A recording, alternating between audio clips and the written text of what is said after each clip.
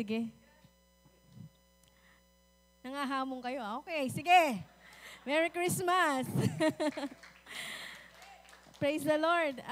Magandang gabi po sa inyong lahat. At 1 week lang naman ako nawala. Para matagal na matagal ba? Miss na miss nyo ako. Pero praise God kasi mabuti ang Panginoon. Nabati mo na ba yung katabi mo? Huwag kang papayag na paglinggo, wala kang kinakamayan. Pag Wednesday, wala kang hinitian at inaakap. God is good. And we're gonna pray. Alright? Let's pray. Lord, thank you for this night. Thank you for your presence. Lord, we honor you. We give you glory. Lord, we pray na ngayong gabi po, Panginoon, ay mangusap ka po sa bawat isa. At kami po ay lumakas. Mapaalalahanan mo kami na ang Pasko, Panginoon, is about you, Lord God. Lord, we praise you. We honor you. In Jesus' mighty name we pray. Amen.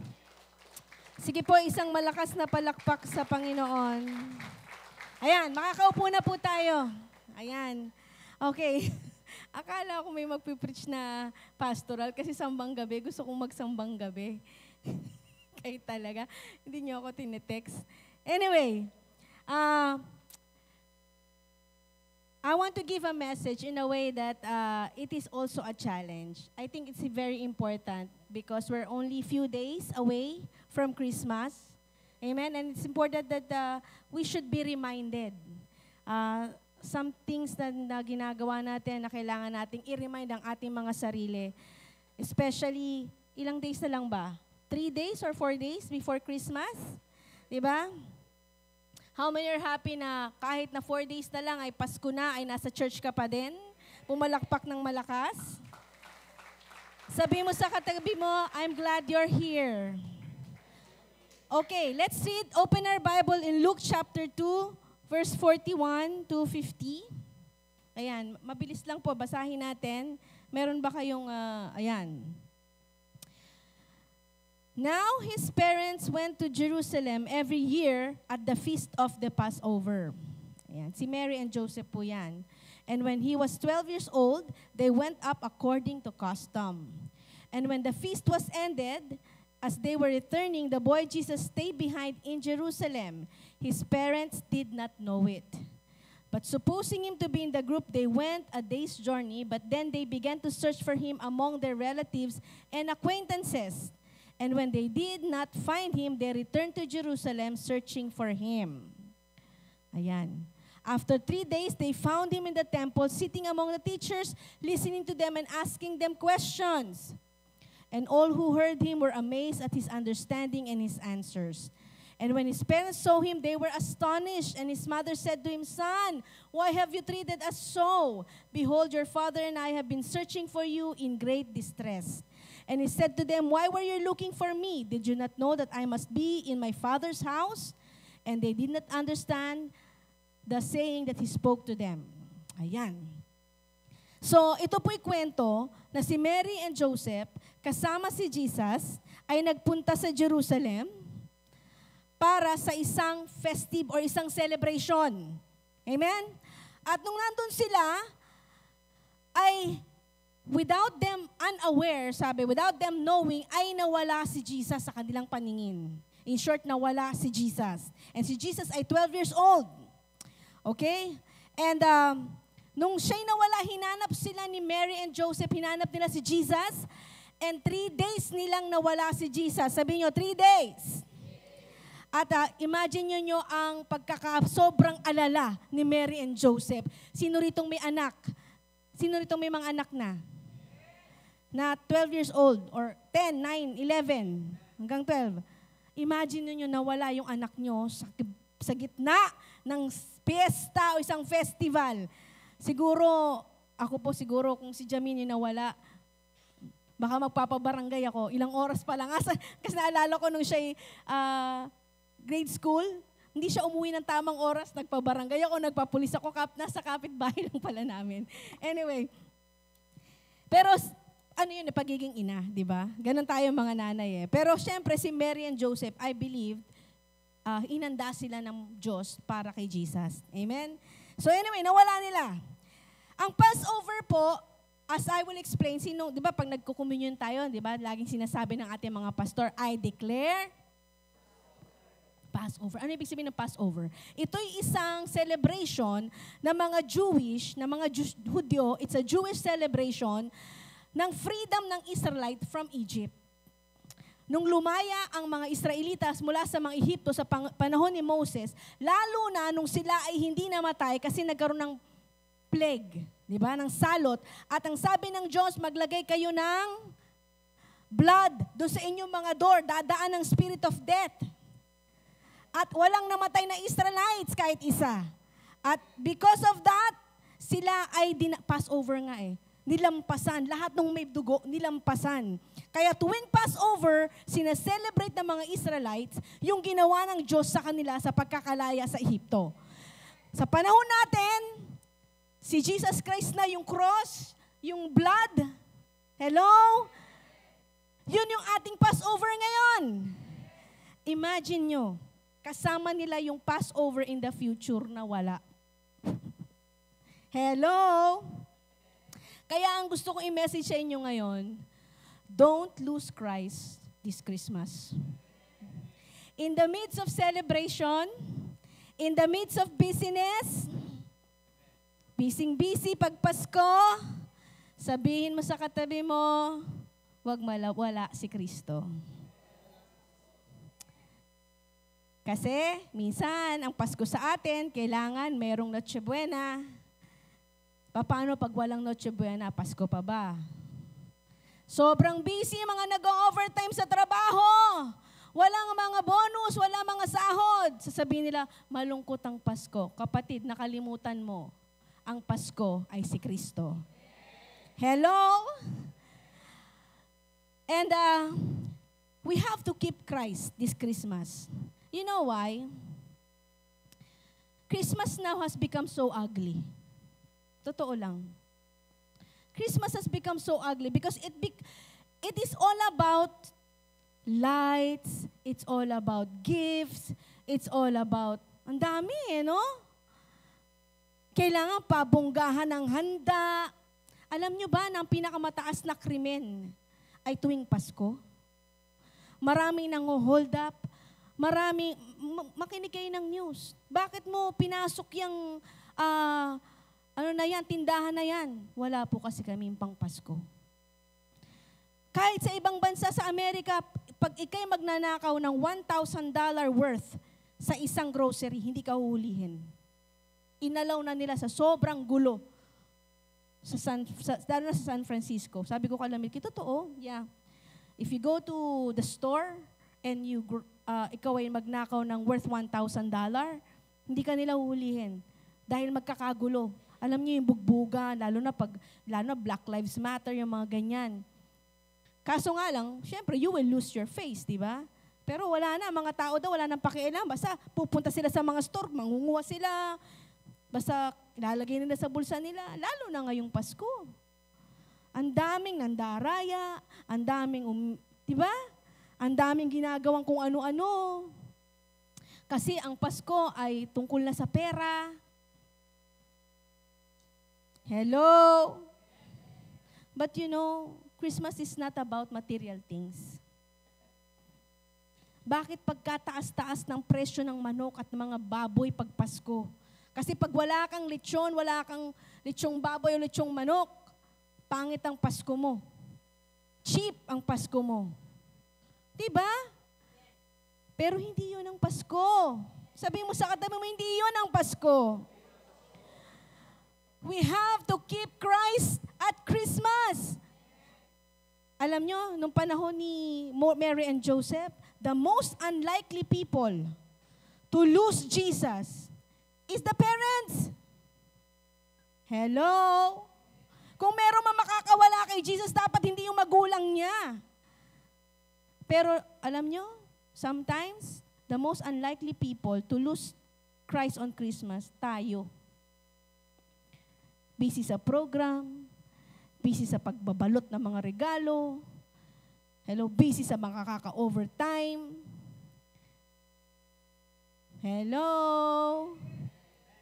But you know, hindi ko sinasabing wala na kayong salvation pag hindi nyo na-miss nyo si Christ. Kasi we have an eternal security in Christ. In John chapter 10 verse 28, sabi doon, hawak na tayo ng Diyos sa kanyang kamay. At hindi na tayo maaagaw ni Satanas kailanman. Sabihin mo, kailanman, hindi na. Kapag hinawakan tayo ng Diyos sa kanyang mga kamay, sobrang powerful ba ni Satanas para maagaw pa tayo sa kamay ni Jesus? Hindi na, di ba? You know, you can still have your relationship with Christ, with God, but not the fellowship. Kasi magulang pa rin ni Jesus si Mary and Joseph, pero nawala na yung fellowship. You can be busy at church, you can be busy doing things, pero yung init mo sa Panginoon, pagmamahal mo kay Christ, nasaan na?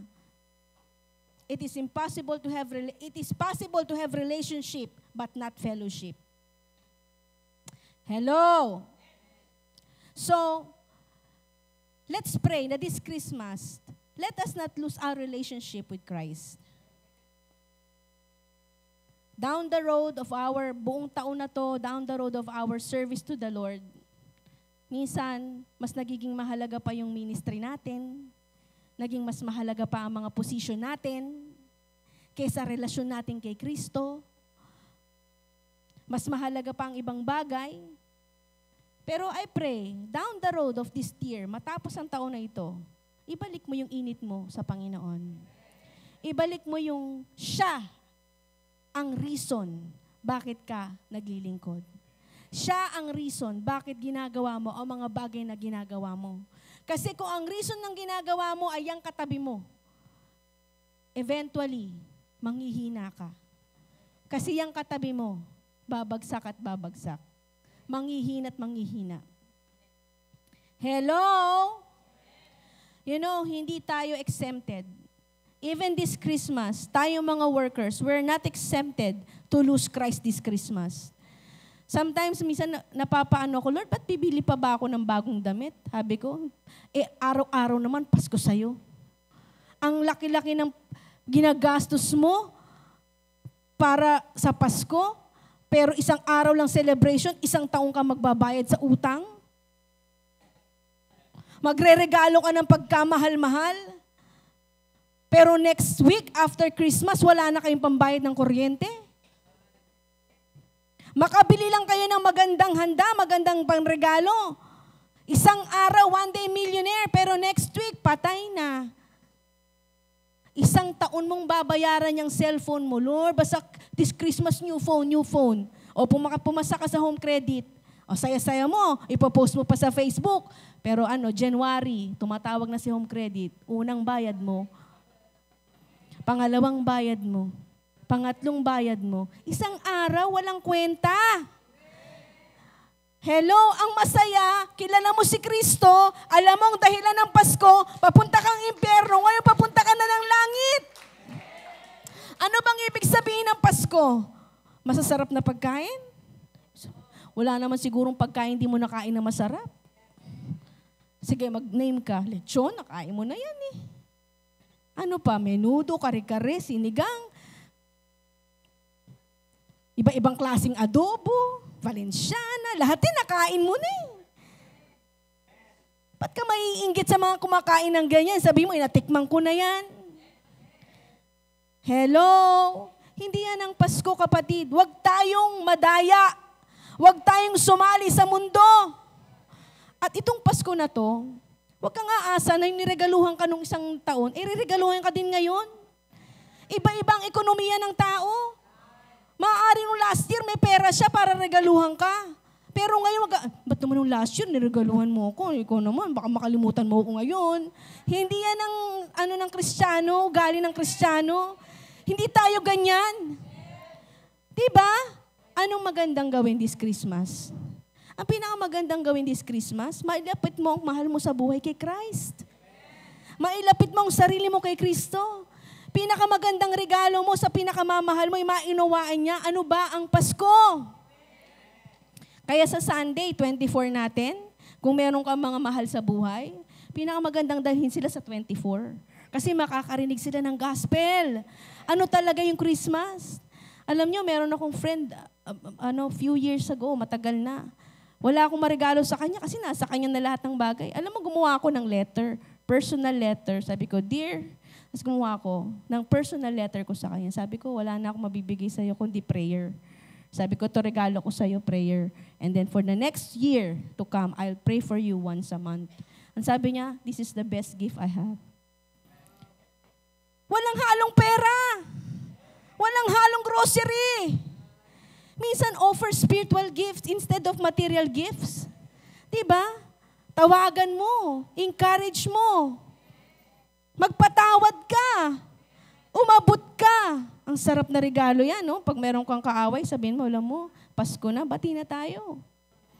Sabihin mo sa asawa mo, Pasko na, mula ngayon, meron ka ng kiss sa akin. Oh, sweet, sana all. Diba? Ngayong Pasko, yung nanay at tatay mo, hindi mo dinadalaw, dalawin mo.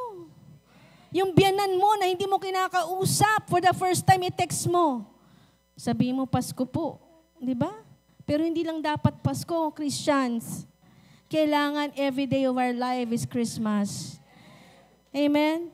Pag hindi mo binantayan ang puso mo sa Pasko, malulungkot ka pag hindi kasing sarap ng pagkain ng kapitbahay mo yung pagkain mo. Papasok ang inggit, papasok ang jealousy, ba't siya may trabaho? Ako walang trabaho. Lord, ano ba naman tong Pasko ko? Wala akong trabaho. Ano sabi ni Lord sa'yo? Gusto ko ako lang Trabaho ka ng trabaho ngayong Pasko, ako lang. O diba, ang sarap nun? Imbis na isipin mo, wala akong bonus, wala akong work. Sabi ni Lord sa'yo, masosolo kita ngayong Pasko. Diba? You know, sometimes, we lose Christ in our lives. Especially this Christmas. Hindi lang sa Christmas. Sa ministry natin, sa buhay natin, for a season, hindi natin sinasadya. We can lose Him. We can lose the fellowship. All throughout the Bible, even men and women of God, there's a season na napalayo sila kay Kristo. Napalayo sila kay God. Sino? Moses. Sino pa? David lost it. Di ba? Elijah. Si Elijah gusto pa magpakamatay. Ayan. Basahin yung mga Peter denied Jesus. He lost it. Sino pa? Si Martha. Andyan na si Jesus. Busy siya. Sabi ni Jesus, Martha, napaka-busy mo naman, nandito ako. Fellowship tayo. Hello? Kaya, ibig sabihin, if this man and woman of God lost it, you too can lose it. Kaya huwag ka na tumingin sa katabi mo, ikaw. Search your heart, diba? 1 Corinthians 10:12, sabi, if you think you are standing firm, be careful that you don't fall. Amen? So it is possible to lose Jesus. Amen? Yung fellowship natin. Oo, mahal natin si Kristo. Pero yung fellowship, yung intimacy, di ba? Sino rito may mga magulang na mahal mo pero hindi mo nakakasama? Ang hirap, di ba? Sino dito yung mga atit kuya mo na malayo sa'yo? Mahal mo sila. Hindi question yon, pero malayo ang hirap. Iba yung may ka-fellowship. Iba yung kasama mo, nagpe-pray ka, di ba? Iba yon. So don't lose Christ this Christmas. And in the midst of this celebration, in the midst of this Christmas hustle, huwag natin sabayan ang mundo. Dahil hindi tayo para sa mundo. Alam nyo ba, hindi naman talaga December 25, pinanganak si Jesus. Kaya lang natin ginagawang ganyan, sumasabay tayo, ginagamit natin tong opportunity na to para makapag-share ng gospel. Kaya it's not about us. Kung tutuusin, ang Christmas sa atin, everyday na. Tama ba? Paano nila na-lost si Mary and Joseph? In verse 43, paano nila na-lose si Jesus? Ang sabi doon, they are not aware of it. They are not aware of it. His parents did not know. Hindi mo yun? By presumption, Mary and Joseph did not know it na nawala na pala sa tabi nila si Jesus. Ano yun? Assume. Marami sa atin, we are assuming. Nakatabi pa natin si Christ sa paglilingkod. Nakatabi pa, na siya pa rin ang priority natin this holiday season. But you know what? You can have the joy of Christmas but not the worship of Christmas. Masaya ka, pero nasa na yung reason ng Pasko. Nakakalungkot nga may mga taong nagse-celebrate ng Christmas, pero hindi kilala si Kristo. Di ba? Lalo yung mga unbeliever. Nakakalungkot na pati sa Middle East, di ba? Ginagawa lang nilang commodity, commercial ang mga Pasko para ano. Ang mga design na yan, hindi lang para i-celebrate, para bumili ka. Pumasok ka sa mall sa ganda. Pero it's not about Christ. Hello? So do not assume. Kahit tayo, do not assume. Nay, okay ako. Talaga? Talaga ba? Ikaw lang ang nakakaalam niyan. And even JTG, pag nandiyan si Kristo, nandiyan ang pagmamahalan. Diba? Kaya kung gusto natin ng masayang Pasko, magmahalan. Mag-ibigan. Ang pinakamagandang gawin mo, itanong mo yung katabi mo, kumusta ka? Diba? Ang Pasko is ikaw, tayo, kay Kristo. Diba? Kaya bawal na mangutang. Bigyan mo na lang. Pag nangungutang sa'yo pang Pasko, sabi mo, tara, lutuan na lang kita ng spaghetti. Hello? Our main focus this Christmas should be Christ. He is the main thing. Sabi mo, He is the main thing. Sabi ko nga, nawala nila si Kristo is because they assume. In-assume nila. Nakala nila na nandun pero wala. You know, even in the Bible, sabi sa Revelation, may letter the angel of the Lord as a letter sa 7 churches, di ba? May 7 churches sa Revelation. May isang church doon, hindi lang ako medyo accurate doon sa church, pero kumakatok siya sa pinto. Si Jesus is knocking at the door. Pero church yun to the church of Laodicea, to the church of Ephesians, to the church, di ba? To the church of Sardis, di ba? Merong church doon kinakatok si Christ. Ibig sabihin simbahan. Pwede tayo mag-celebrate ng Christmas pero si Jesus kumakatok, oy, papasukin niyo ako.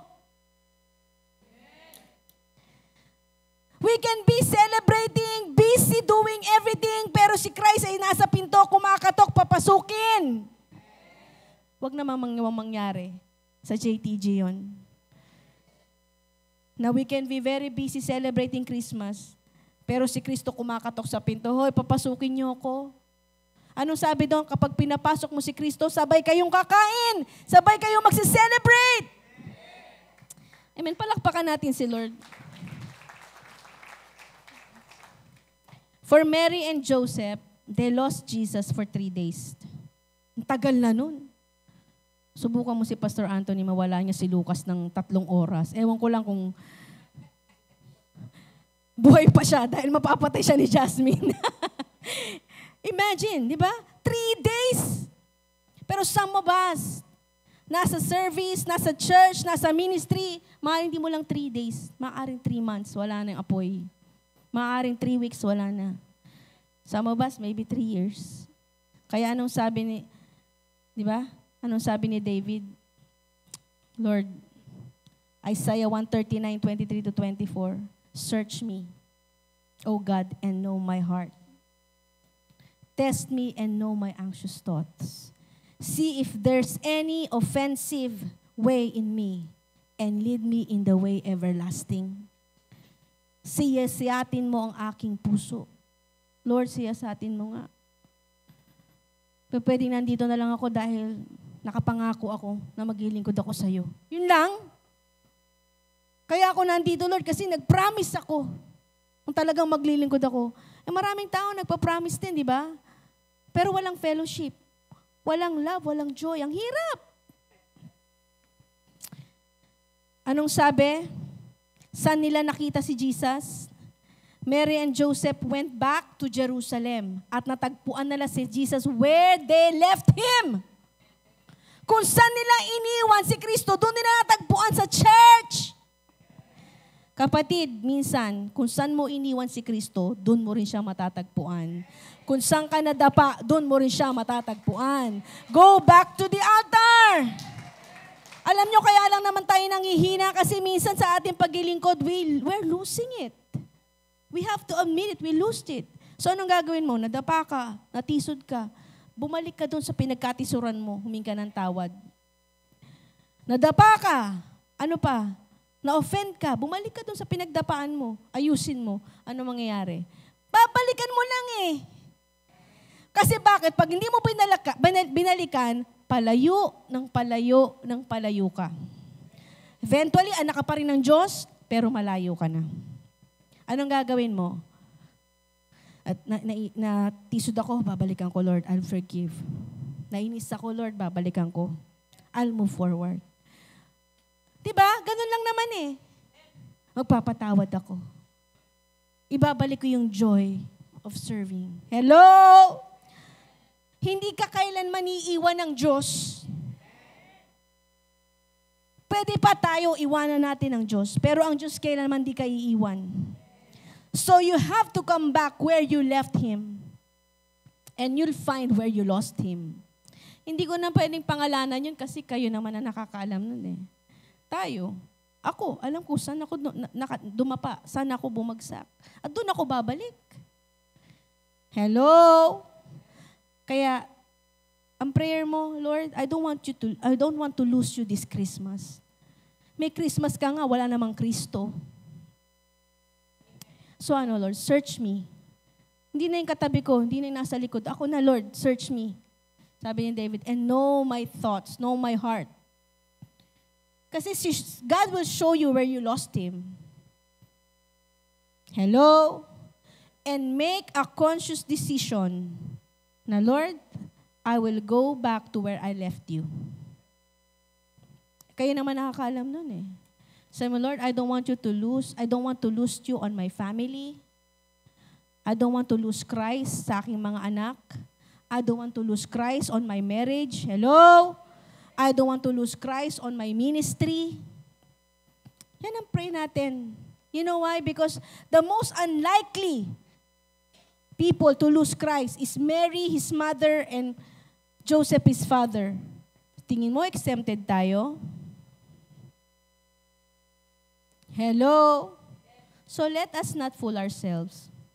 We can celebrate Christmas and lose Christ. Hello? Ang iba naman, you can have Christmas, but not Christ the priority. Nandito si Christ, Christmas celebration mo nandyan. Paano mo mawawala yan? The people you hang out with, kung sinong kasama mo, mapagaya ka. Kung puro mga materialistic ang kasama mo, puro mga show-off na mga kung ano-ano, ganun ka na rin. Makikipag-contest ka pa. What you allow to enter your heart and your mind and your spirit, magiging ganun ka. Kaya magkaroon tayo ng konting realignment. Meron pa tayong, ilang days ulit? Sorry. 5 days para magpasko. Di ba? Huwag kayong malulungkot kung wala kayong bagong damit. Hindi yan ang Pasko. Wala man nakaka-memorize ng damit mo eh. Huwag kayong malulungkot kung wala kayong matanggap na regalo. Kasi hindi naman tungkol sa inyo ang Pasko. Alam niyo, kung may mga anak kayo, palakihin niyo sila na ang Pasko ay si Kristo. Hindi yung Pasko na, andyan ang mga ninang mo, ang mga ninong mo, manghingi ka. Diba? Tandaan mo, Pasko yan, magkakapera tayo. Hindi yan. Napakagandang isipin na ang anak mo, pinalalak mo na kang Pasko ay si Kristo. Kung may mga luma, sana bago na eh. May mga laruan kang magaganda na hindi mo na ginagamit, pamigay mo sa mga batang walang laruan. Meron ba mga magulang na ganyan? Halos itambak nyo na yung mga laruan ng mga anak nyo. Yung iba dyan, kinalakihan na, pamigay nyo na yan. Di ba? Pagka dami-dami mong gamit, ipamigay mo yan. Hindi ka bibigyan ng bago ng Diyos kung yung luma, ginaganyan mo pa. Gusto mong magkaroon ng bago sa cabinet mo, tanggalin mo lahat yan, may bagong darating.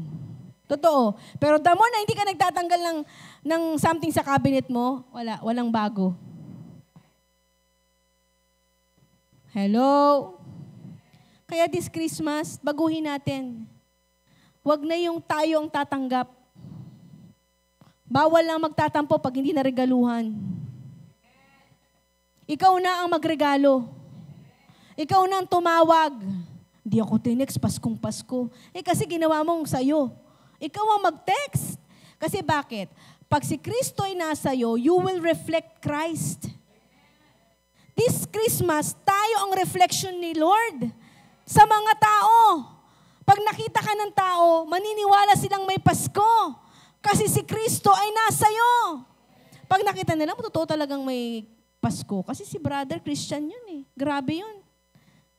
Lumalakas ka pag nakakausap mo. Di ba? Nabe-bless ka pag nakakasama mo.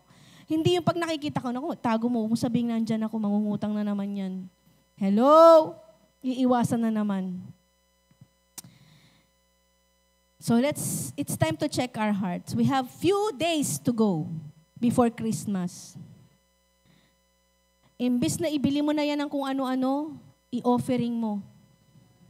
Ibigay mo sa gawain ng Diyos.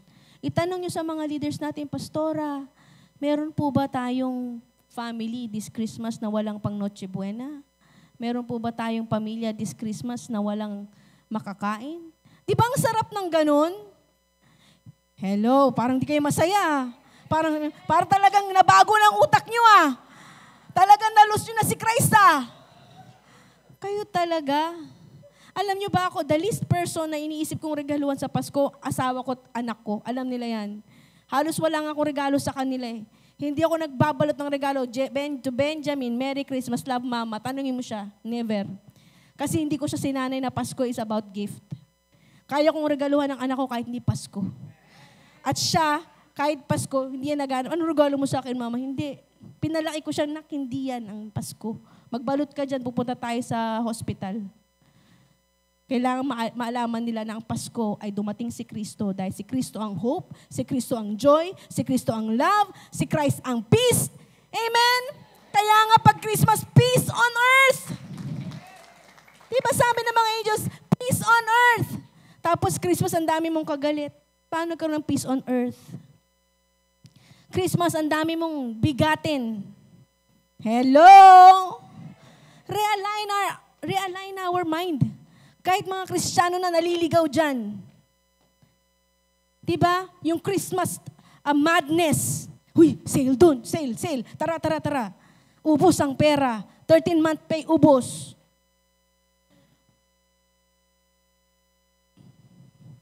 Kayo naman, minsan, tayo rin, mabuyo tayo. Uy, anong regalo mo sa akin sa Pasko? Huwag nyo nang gawin yan. Sabi mo, walang ganyan sa JTG. Uy, ano nga, ikaw. Mabuyo ka naman. Alam mo na ngang walang trabaho. Alam mo na ngang estudyante lang. Alam mo namang may pamilya. Diba? Newlywed. Alam mo, naglilingkod sa Lord, full-time. Uy, regalo mo sa akin, ha? Wala, basta pag wala kang regalo, hindi na tayo, iba na. Leader mo pa naman ako, kakalimutan mo akong regaluhan. Wala namang leader na ganun dito, wala. Amen? Alam mo, the more na hindi ka ganun, the more na maiisip ka ng taong bigyan. Totoo yun. The more na hindi ka ganyan, the more na sabi niya, sarap i-bless nun. Di ba? Hay, nako. Kayo talaga. 4 days, 5 days, Pasko. Ano ba naman yung bago ngayong Pasko? Kumuha ka ng bago. Na something na, sabi mo, Lord, I didn't lose you this Christmas. Kasi na-share ko yung gospel. Alam niyo, pag pumupunta kami sa hospital ng Parañaque every 24 ng gabi, we've been doing it for the past 15 years. Nung kami po ay in-appreciate dito last February, hindi ko po alam yun. Na kami po i-appreciate that time. Pero wala pong palya yun. For the next 15 years na ako po'y sinimulan yun, tuwing 24 po ng gabi, kami po mag-asawa ay nagpe-prepare lagi at pumupunta kami sa ospital ng Parañaque. Pangit pa po yan noon, hindi pa yung nare-renovate. Pinapasok namin lahat ng room at pagpasok namin, sasabihin namin, ngayong araw pong Pasko ay naalala kayo ni Kristo. Lahat sila dumatanggap sa Panginoon. Minsan nagpe-pray pa kami sa may sakit. Kung hindi namin gagawin yun, pupunta ba ang director ng ospital ng Maynila at magbibigay sa amin ng certificate? Kung yun ay kwento lang. Pumunta sila dito, may certificate kami ni Pastor Chad. Pwede mo bang i-request yun sa ospital ng Parañaque? Awardan nyo naman kami, 15 years namin. Walang ganun, ano? They come here at nalaman nilang anniversary ng JTG, 36 ba? And they learn that Kids Hope is a part of JTG. They appreciate us. Hindi namin hinanap yun. Pero pinapakita lang ng Diyos na we are being light of this world. Even in the time of pandemic, walang ibang pinapasok sa ospital ng Parañaque. Kami lang. Because they trust Kids Hope. For many years, partner na ng ospital ng Parañaque. Kahit panahon ng pandemic, may COVID, nakapagbigay tayo ng tulong sa kanila. Amen. Kaya anong gagawin natin ngayong Pasko? Gumawa naman kayo ng something special. Kami mag-anak, nag-usap-usap kami. Nakalapit lang ng ospital ng Olivares, sabi ko. Sa Pasko, sa 24 ng gabi, mag-iiwan tayo ng box, sabi natin, burgers for nurses. Free burger for nurses. Tapos may verse. You know why? Kasi papasok yung mga nurse, kahit bisperas ng Pasko, papasok sila, di ba? Wala sila sa mga pamilya, pero alalahanin namin sila. Tapos magbabasa sila ng verse and we share the gospel. Do something about Christ. Na ma-share mo si Christ. Hindi pagkain, handa, regalo. Paano mo ma-share si Kristo? Because Christmas is about Christ coming to earth. Peace on earth, may hope, may love. Alam mo, pag may mga anak kayo, bata pa lang turuan nyo na. Hanggang paglaki niyan, hindi niya na makakalimutan. Sabi ng magulang ko sa akin ng Pasko, hindi lang handa pagkain. Makita mo yan, magiging giver yan. Mag-share yan ng gospel. Hindi maghahanap yan.